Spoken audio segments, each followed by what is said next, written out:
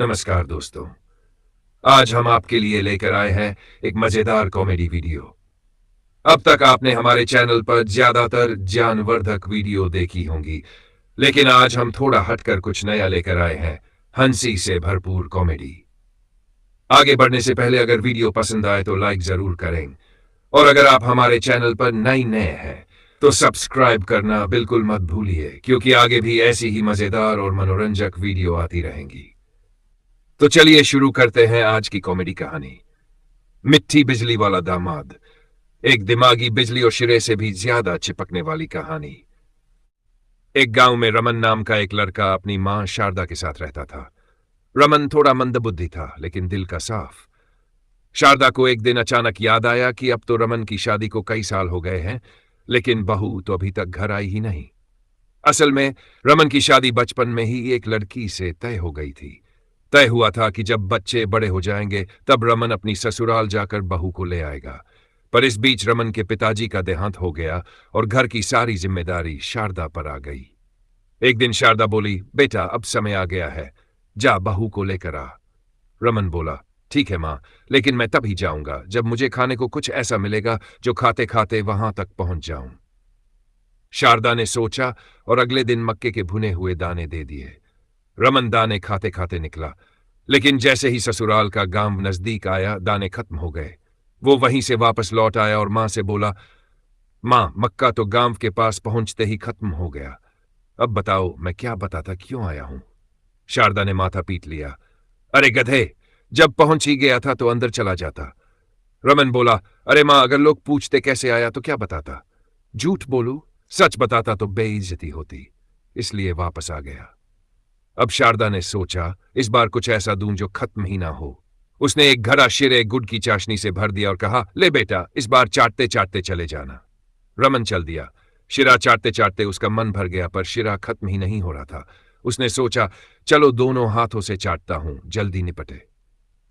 पर जैसे ही उसने दोनों हाथ घड़े में डाले वो फंस गए। उसने घड़ा उठाया और जो कंबल ओढ़ा था उसी से सब कुछ छुपा लिया।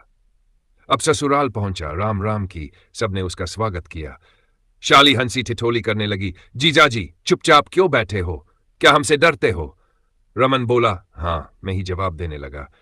शाली ने अपनी बहन से जाकर कहा, दीदी जीजाजी कुछ गड़बड़ लग रहे हैं, ढंग से बोल भी नहीं रहे। पत्नी बोली, तू तो आ, शायद शर्मीले होंगे। पत्नी रमन के पास आई, क्यों जी, ढंग से हंसते बोलते क्यों नहीं? रमन फट पड़ा, हरामजादी, देख तो सही, मेरे दोनों हाथ शिरे के घड़े में फंसे पड़े हैं, हंसूं या रोऊं? पत्नी नहीं बोली, नाश गाय, इससे जल्दी छुड़ाओ, बगल वाले अंधेरे कमरे में भैंस बांधने का खूंटा है, वहीं फोड़ दो, फिर नल पर जाकर साबुन से हाथ धो लेना।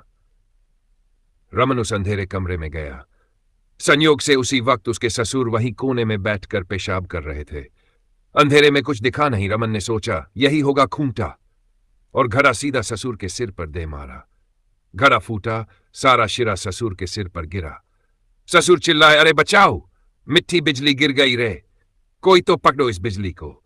उधर रमन चुपचाप भागकर नल पर गया, साबुन से हाथ धोए और ऐसे बैठा जैसे कुछ हुआ ही नहीं।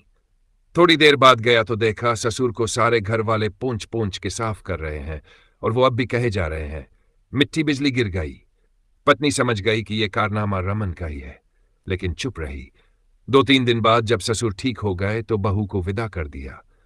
रास्ते में पत्नी बोली, तुम्हें दिखाई नहीं दिया था कि वो मेरे पापा थे?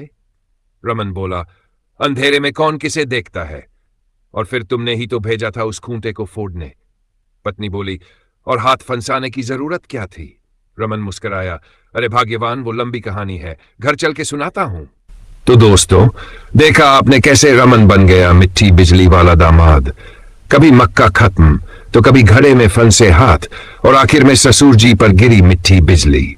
अगर आपको ये कहानी मजेदार लगी हो तो एक मिट्टी सी लाइक जरूर दे देना। कमेंट में बताओ रमन की किस हरकत पर तुम्हें सबसे ज्यादा हंसी आई, और ऐसे ही देसी ठाकों के लिए चैनल को सब्सक्राइब करके घंटी जरूर बजा देना। चलते हैं अगली वीडियो में, तब तक हंसते रहो।